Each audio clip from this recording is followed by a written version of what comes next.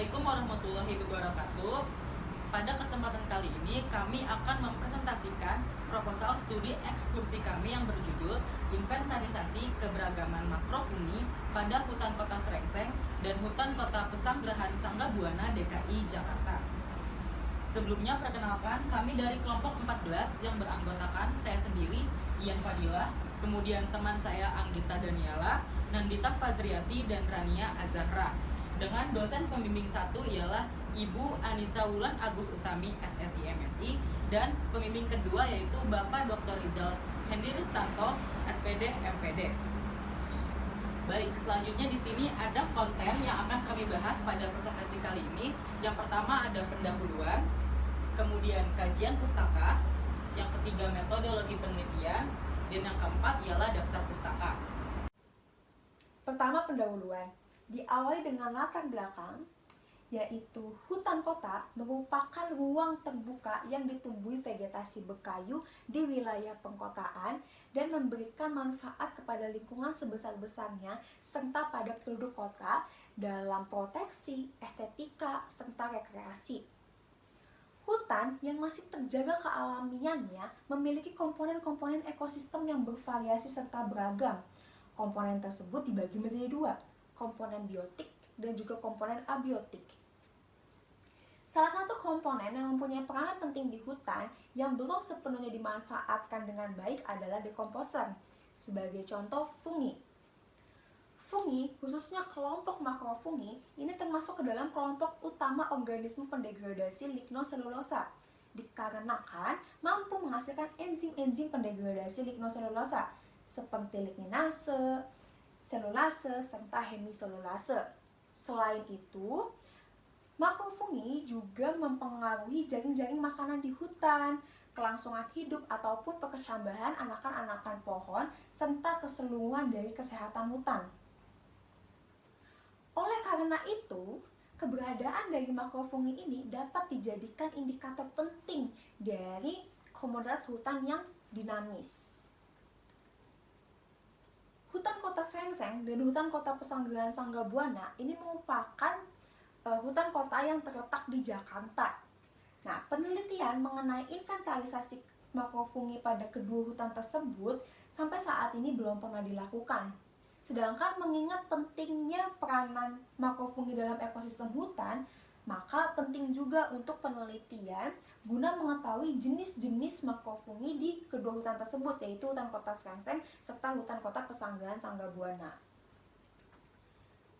Nah, berdasarkan latar belakang yang telah dikemukakan, maka didapatkan rumusan masalah dari penelitian ini adalah menginventarisasi keberagaman makrofungi pada hutan kota Srengseng yang berada di Jakarta Barat dan hutan kota Pesanggerahan Sangga Buana yang berada di Jakarta Selatan.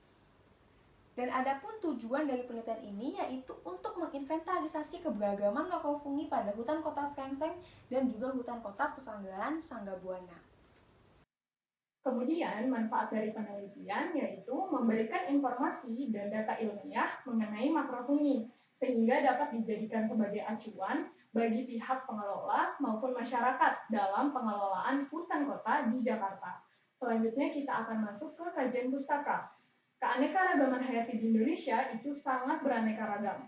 Salah satunya disebabkan oleh keadaan iklim Indonesia yaitu iklim tropis. Nah, salah satu keanekaragaman di hutan Indonesia adalah fungi. Fungi sendiri merupakan organisme eukariotik, berspora, tidak berklorofil, dan dapat bereproduksi secara seksual maupun secara aseksual. Di bumi kita ini sendiri terdapat kurang lebih 1,5 juta spesies fungi, di mana 14.000 sampai 15.000 diantaranya merupakan makrofungi yang memiliki tubuh buah. Nah, keanekaragaman ini tercipta dipengaruhi oleh kondisi iklim mikro dan juga tipe tanahnya. Sedangkan untuk faktor pertumbuhan itu dipengaruhi oleh kelembapan udara dan tanah, kemudian suhu, pH tanah, dan intensitas cahaya. Lalu, peran fungi bagi ekosistem hutan itu sebagai siklus biogeokimia tanah, siklus hara, dan proses dekomposisi bahan organik. Selanjutnya di sini kami mencantumkan beberapa penelitian sebelumnya yang dilakukan di hutan Indonesia. Pertama, Penelitian di kawasan Taman Nasional Baluran ditemukan 152 jenis makrofungi, di mana 11 diantaranya belum teridentifikasi. Lalu di kawasan Arboretum Manokwari ditemukan 34 jenis makrofungi, dan yang terakhir di kawasan Taman Nasional Gunung Merapi ditemukan 165 spesies makrofungi, di mana 7 diantaranya belum teridentifikasi. Nah, berdasarkan penelitian tersebut, dapat kita lihat bahwa kebanyakan penelitian dilakukan pada cagar alam maupun taman nasional yang kelestariannya itu masih cukup terjaga dan terlindungi. Belum pernah ditemukan penelitian yang dilakukan di kawasan hutan kota, terutama di ibu kota Jakarta. Nah, hutan kota sendiri merupakan wilayah terbuka hijau yang memiliki berbagai fungsi. Contohnya sebagai tempat penelitian, kemudian konservasi, maupun sebagai ruang aktivitas masyarakat, seperti misalnya berolahraga ataupun rekreasi. Nah, salah satu hutan kota di Jakarta, yaitu Hutan Kota Srengseng, merupakan hutan kota pertama yang dijadikan sebagai patokan atau acuan dalam pembangunan hutan kota. Hutan ini terletak di wilayah Jakarta Barat dengan luas kurang lebih 15 hektar. Selanjutnya, hutan kota lainnya yaitu Hutan Kota Sanggabuana yang terletak di wilayah Jakarta Selatan dengan luas 120 hektar. Nah, kami memilih kedua hutan kota ini karena sebelumnya belum pernah dilakukan penelitian mengenai makrofungi pada kedua hutan kota ini. Selanjutnya yaitu metodologi penelitian, tempat dan waktu penelitian. Penelitian ini akan dilaksanakan di dua kawasan hutan kota DKI Jakarta, yaitu di Hutan Kota Srengseng dan juga Hutan Kota Pesanggerahan Sanggabuana.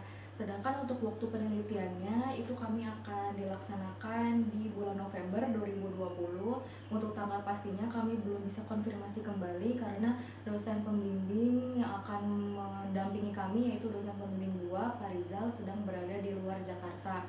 Selanjutnya yaitu metode penelitian. Data keberagaman makrofungi akan dianalisis secara deskriptif kualitatif. Kemudian inventarisasi makrofungi dan juga peletakan plot akan menggunakan teknik purposive sampling. Adapun observasi yang akan kami lakukan yaitu jenis makrofungi, kemudian perbandingan jumlah jenis makrofungi, substrat makrofungi dan juga keterkaitan lingkungan baik itu pH, suhu, kelembapan dan juga ketinggian. Selanjutnya yaitu ada alat dan bahan. Alat yang akan digunakan pada penelitian ini yaitu ada altimeter, kemudian ada meteran, pH meter, termohigrometer, GPS, hand lens, tali berukuran 1x1 meter, kemudian alat dan buku tulis, dan terakhir ada kamera handphone. Adapun bahan pada penelitian ini yaitu seluruh sampel makrofungi di dua kawasan hutan kota DKI Jakarta. Selanjutnya adalah prosedur penelitian.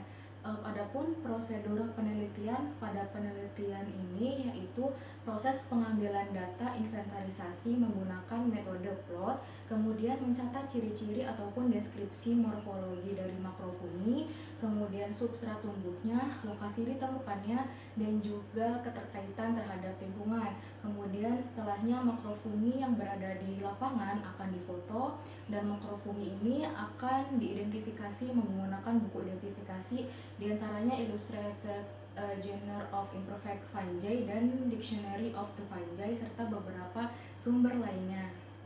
Baik, selanjutnya kita masuk ke teknik pengumpulan dan analisis data.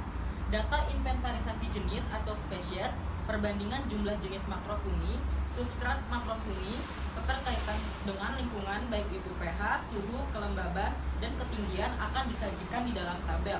Nah, kemudian data keberagaman makrofungi akan dianalisis menggunakan indeks keragaman Shannon-Weiner yang rumusnya sudah ada di PPT, yaitu H aksen sama dengan min sigma NI per N log NI per N.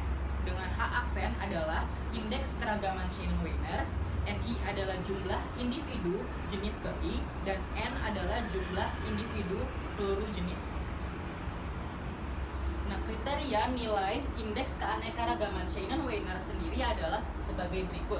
Apabila H aksen kurang dari 1, maka dikatakan keanekaragaman rendah. Apabila H aksen lebih dari 1 namun kurang dari 3, maka dapat dikatakan keanekaragaman sedang. Nah, sedangkan apabila H aksen lebih dari 3, maka dapat dikatakan keanekaragaman tinggi. Nah, Baik, selanjutnya kita masuk ke daftar pustaka. Ya, daftar pustaka yang kita gunakan dalam penyusunan proposal studi ekskursi ini terdiri dari jurnal, buku, baik itu yang internasional maupun nasional. Nah, ini dia beberapa daftar pustaka yang kami pakai. Baik, itu dia tadi presentasi yang dapat kami sampaikan. Terima kasih atas perhatiannya. Kami akhiri. Wassalamualaikum warahmatullahi wabarakatuh.